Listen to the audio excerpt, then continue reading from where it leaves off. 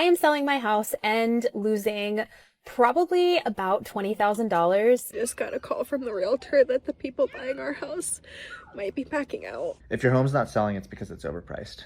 Buyers determine the value of your home.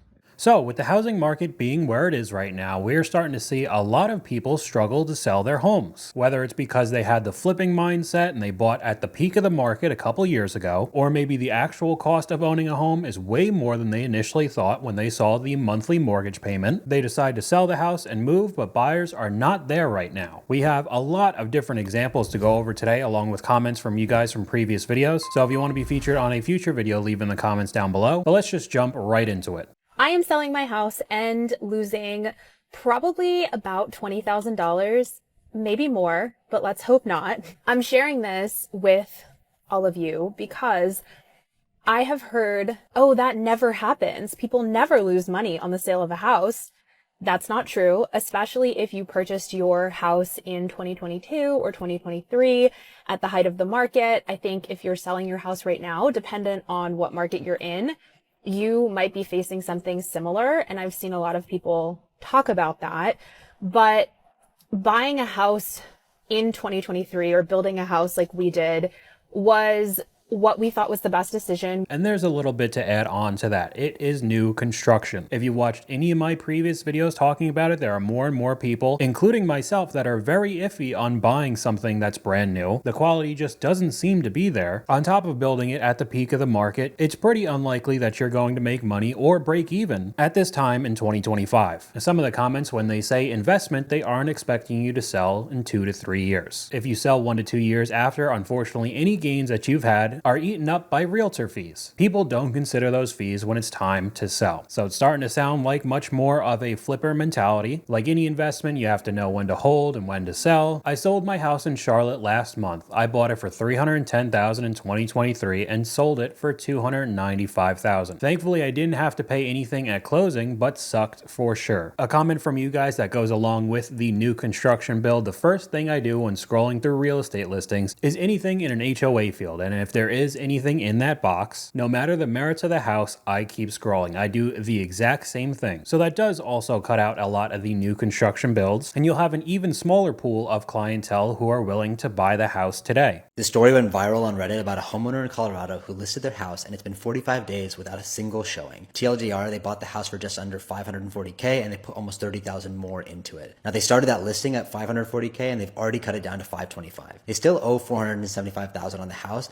and they know they're going to lose money, but they don't want to lose even more for agent fees. And then she says that they've been also building a new house out of state that they've paid for and it's going to be done at the end of September. So they need to sell this house. Now it sounds like they're stretched way too thin and you just hate to see it. I don't know. I think that might be an understatement. Already building another home while you're actively losing money on the first one? A little bit more context with the comment section. The problem is that the house is in Wellington, Colorado. It's Wellington, duh. It's in Wellington. There's nothing in Wellington. No one wants to live there unless there's no other option. So on top of the high housing prices, the high interest rates, location is of course a big factor as well. And it sounds like whoever made this post is going to lose a lot of money. Dallas homes appear to be extremely overpriced, but maybe if they drop 40%, they'll start selling. This woman says, I sold my home last year in Dallas. I had to reduce my price several times, but it did sell. She says, I hope to pick up a good deal once people realize they need to reduce their list prices. Dallas housing supply is through the roof. We're talking 60% more inventory than normal. This is great news for DFW home buyers like us because there's the most selection that the market has had since the tail end of the last downturn in 2011, 2012. But great news for buyers typically means bad news for sellers. This person says, good, it's about time for a price correction. Prices need to drop 30 to 40%, if not more, because everyone thinks their home is $500,000 to $750,000 in the North Dallas area.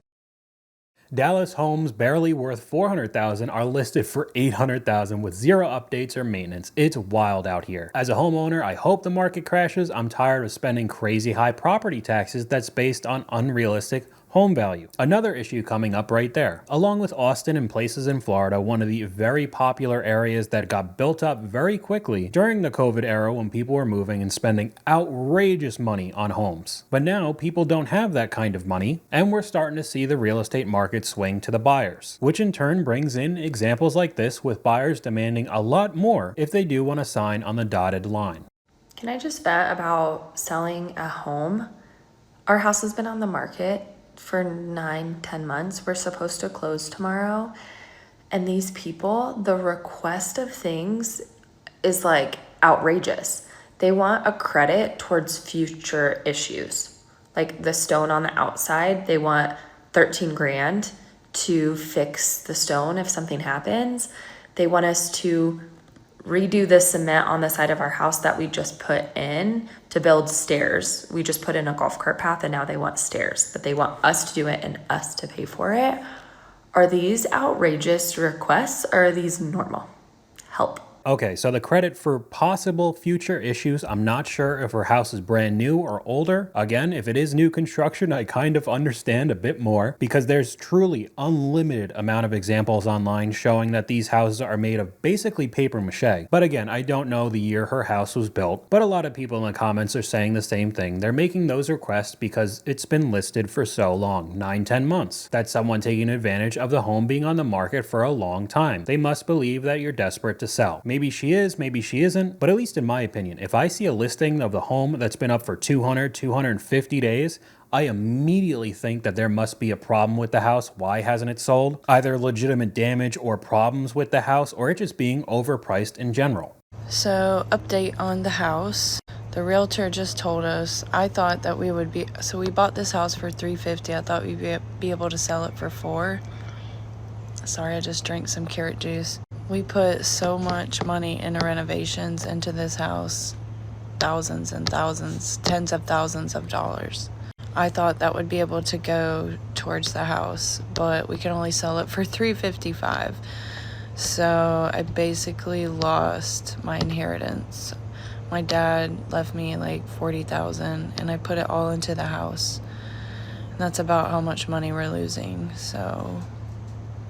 The best advice I ever got around owning a home is that it isn't an investment. It's a place to live. I agree with that more and more now. Your mortgage payment is still like rent, and if you get money when you sell, it's a plus. Real estate is a long-term game. You're not losing, you're moving too fast. There's no one in the world who would have told you to buy a house for $350 and sell it for $400 while also putting thousands, apparently tens of thousands of dollars into it. It doesn't make any sense at all. Sounds like it was overpriced when you bought it, possibly again during the peak a few years ago. Too many people making a quick buck in the game and they don't know how the pieces move. So I mean, if you were anywhere in the financial space around COVID time, especially 2020 when a lot of us were stuck in our house, there was so much content of everybody saying you gotta buy property, start your real estate portfolio, you'll just be racking in money so quickly. And it kind of sounds like that got a little bit out of hand with people's cash offers over asking, and now we're seeing somewhat of a correction. I'm not saying that we're back to normal. Houses are wildly unaffordable still, but we're not in the same era where you could buy a house and make a ton of money flipping it in a year. A lot of people who bought homes over the past few years thought they were making a really smart financial decision because they had FOMO, the fear of missing out, the fear of wondering, am I ever going to be able to buy a house if I don't buy one now? And fast forward 2 or 3 years later, now that a lot of people made that decision, it's really coming back to haunt a lot of people. You're seeing countless stories of buyer's remorse and regrets that a lot of people have. And today I want to highlight a story about how buying with FOMO and buying with a mortgage rate buy down is really coming back to bite a lot of people in the butt. Okay, so before we hear the story, I wanted to add a comment from you guys that still, I think so many people don't realize when they're purchasing a home. It's not just the mortgage payments you need to worry about. General upkeep can ruin your day. If you aren't putting something away for the new heater, windows, locks, etc., there's always something breaking and there's no landlord to call. You could add on possible increase in property taxes. Increases in insurance are almost guaranteed as well. This can become so much more expensive than you initially thought. This property was sold back in 2021 during the frenzy for $8.87 million. Then the person turned around, listed it for sale, already at a loss, already at a $600,000 loss, right? And then they finally sold it for $6.25 million. So the prior owner of this home literally lost over $2 million on the sale of this property. And in 2024, when it was purchased again, of course, the next owner turned around and is trying to do the same thing and flip it and they've already had to cut the price by $500,000. And now they're only about $900,000 above where they bought the property for last year. And this just goes to show you that some people just never learn, right? Like this person bought it from a flipper who lost a bunch of money, and they came in thinking that, well, that's not going to happen to me. I'm going to be the one who makes money. Well, so far, they're not the one making money. That place has been listed for sale since June, and we are now in September, and they have a major price cut, and the house isn't sold. If they do get lucky enough to sell it, it's probably going to be at a substantially lower price than what it's listed at right now. Okay, so I know that's a very extreme example. Buying a house for $8 million and in the end losing $2.5 million? That is legitimately endgame retirement money you lost on a home. And then the next person thinks that they're going to be the genius and be able to flip it. It's honestly just hilarious to me. And this isn't the only example. This goes to show you how unrealistic sometimes people are. So look, this property started in the market at $650. Boom, boom, boom, boom, boom. And that was back in 2023, October 2023. Didn't sell, didn't sell, didn't sell, didn't sell. Finally sold for $450. From them wanting $650, so they took $200,000 less than what they originally wanted. This is why you list at a good price instead of having to sit on a property for so long and then eventually coming down to what it's worth. Now, I think that clip pairs very well with the next one. Just very straightforward. If your home's not selling, it's because it's overpriced. Buyers determine the value of your home. And if you're not asking for a price that's currently within the ballpark of what the buyers would consider as a good value for your home, then it won't sell and it will sit on the market. So if your home's not selling and it's sitting on the market, you can either do improvements to it to make the value of your home more to match the asking price that you're currently asking for, or you can lower the price to what the home is actually worth in its current condition. That's it. But I still feel that so many people still want the 2022 and 2023 prices. They looked up the estimates and oh man, it was worth so much. But I don't think I have to tell you about the cost of living crisis, the terrible job market we're in. Many people don't have a lot of money to spend in general. We could take a look at some of the comments. I always say a house is only worth what the buyer is willing to pay for it. Buyers determine value, really great way to say this. A seller near me was horrified that his house wasn't worth more because he put so much into it. The changes he made were all elderly accessibility accommodations. The buyers changed it all back. In North Carolina, a home that sold for $360 in 2019 is now listed for $640 with no updates, been sitting for 3 months. I know that all too well. The U.S. housing market grinds through a cruel summer. That is bad news for everybody. Let me summarize this article for you.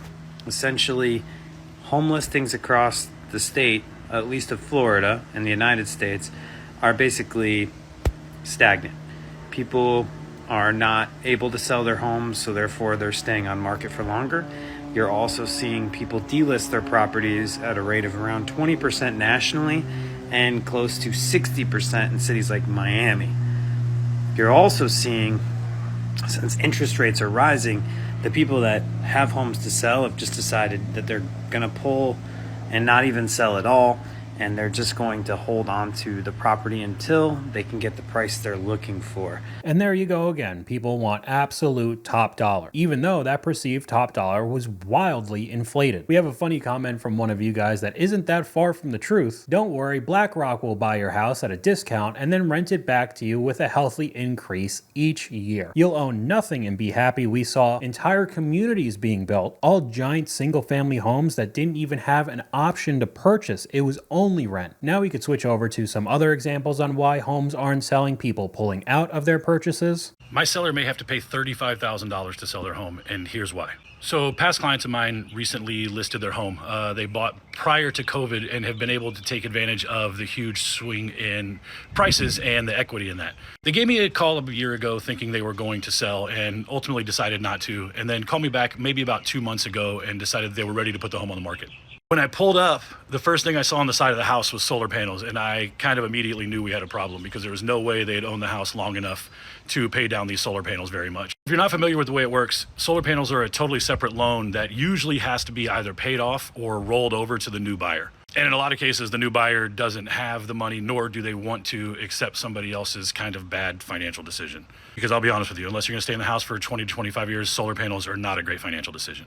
So as we were discussing their options for listing the home, I told them, look, it'd be really great to find a buyer who was willing to take these on, but understand, like, here's your worst case scenario if they don't, which is you're going to buy these solar panels and then leave them behind for somebody else to reap the rewards from. Now, we went over this on a separate video on my channel previously, but if you can't purchase these outright with cash, the finance options can legitimately be 15, 20, 25 years long. So either you're going to take a massive hit when you do sell the house, because it's extremely unlikely for a buyer to just take over the payments for you, or it's just going to sit on the market forever. I got a solar quote for my house, 30 years of payments for $160 a month, plus I still cover about 30% of my power bill, about $57,000. I laughed at them. I wish everyone would think about this prior to installing solar panels. Could void the roof warranty as well. Can't raise the price of the home because it won't appraise. That's some people's thought process as well. They'd get solar panels, then the house would be worth more, and it just really doesn't seem to work out that way. A comment from you: my neighbor had roof damage from a hurricane. He had to pay the solar company $10,000 to remove the panels so the roofers could replace the roof. The insurance company did not cover this. His savings didn't amount to much. Now, we were seeing some absolutely atrocious loans on those solar panels, the interest rates being absolutely ridiculous, people paying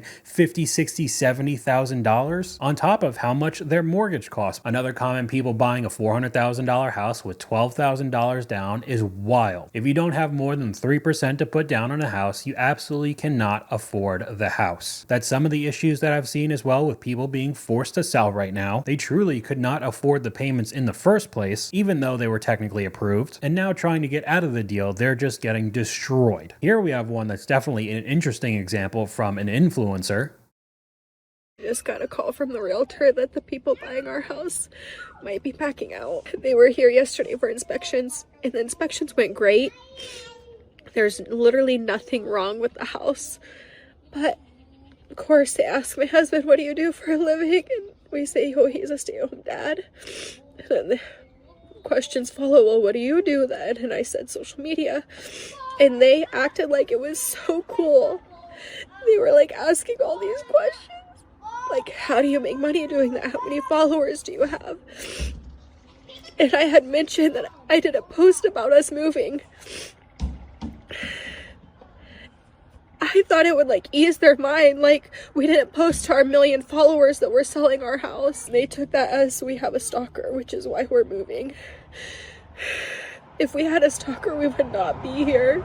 My kids wouldn't be playing outside right now. I don't know if I'll post this because I'm such an ugly crier. Okay, so there's a few different things with that one. Just at the end, I don't know if I'll post this, and of course they did. I mean, I don't know if you're supposed to lie to the potential buyers, not saying that you do social media for a living, but then also making content around it while you're moving might not be the best choice. I don't know why the buyers thought that they had a stalker. That seems a little bit crazy to me. Nonetheless, they pulled out of the sale. Again, the creator turned off the comments, so not the best reaction most likely. Just something I wanted to put in this video, a pretty crazy example. So I've been trying to sell my condo. Finally got an offer. We were good. We were through due diligence. Everything was working out great. I was excited to sell it. And then the buyer's agent calls me and she said, Jacob, we have a problem, a very, very big problem. We're going to have to withdraw from this contract because we have talked to 3 lenders and they will not give a loan because your building doesn't have the right insurance. And I was like, what? Because I checked, and my HOA was like, yeah, we have the insurance needed, because I don't know if y'all know about this, but there's been insurance issues with HOAs and condos, and it's been just kind of a cluster for everybody dealing with this, but I thought we were squared away. Well, come to find out we weren't. I mean, I really don't know what to make of this. Hearing all the stories, especially in Florida, talking about condos with the crazy insurance because of the consistent storms, adding the HOAs on top of it, just an absolute mess. So much so that now this guy's getting screwed and the buyers are backing out of it. Just one after another after another. I mean, here's one with crazy insurance. I'm not sure if you guys are actually keeping up with the whole insurance market or anything like that currently, just anything that's going on in America right now. But listen to this. This woman says that the soaring insurance prices forces her to sell her house, nearly owning it 30 years. Look at this. Louisiana, okay? Louisiana is the state that this happened in, and this is ridiculous. Look at this article. Okay, so according to Assurify, an online insurance marketplace, the cost of homeowners insurance in Louisiana could jump another, so it's not even done yet, could jump another 23% by the end of the year, the steepest increase in the country. Now, I believe it because, listen, so obviously myself, I'm an insurance agent, and this is why I do all this stuff to keep everyone else informed. But listen, 23%, that is steep. That's outrageous. You know what that means? Again, that means on average. Yeah, so it could be even more than 23%, adding into even more people being forced to sell their homes in a pretty stagnant market. You never actually own a house in America when it could be taken from you from property taxes and insurance. What am I supposed to say? They're not wrong. You'll own nothing. Last year, my home insurance went from $1,300 to $7,800, and my car insurance went from $132 to $350 with a perfect record. This is true, also raising property taxes. Mine jumped 30% in a year. Car insurance going crazy too. This has become an even more depressing episode than I already thought it was going to be. Is anybody else out there trying to sell their house right now? I feel like I'm losing my mind. Our house has been on the market for just about 1 month, and it's just sitting. And I go on Zillow and I see, the rest of the market seems to be doing the same. I think I read somewhere that the average time right now to get an offer is 5 weeks on the market. But my God, it's tough living in a staged house with a toddler and 2 dogs.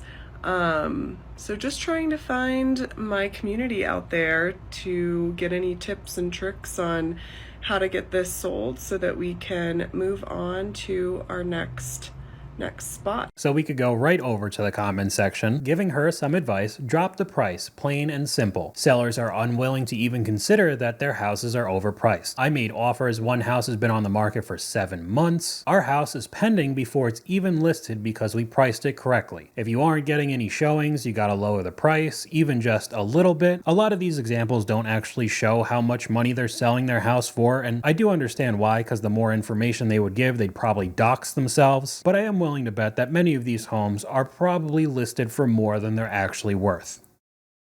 This is a story time about how we got screwed on the previous buyers on our house. Basically, our house has been on the market. Our house sold. We got the due diligence check. We signed contracts. Inspection was set up. Inspection came. Inspection was good. We then set up the appointments for closing, had a closing date, literally all of the above.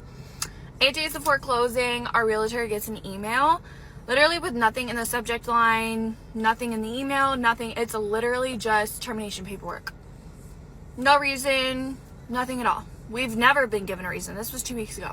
So currently we still have almost record high home prices, very high interest rates, and low sales volume. Another statistic that has increased as well is buyers pulling out of the deal. And I get it, having to stage your house going in and out, especially if you have a whole family, would be a huge pain. But it does really sound like the seller's market when it comes to real estate is probably over.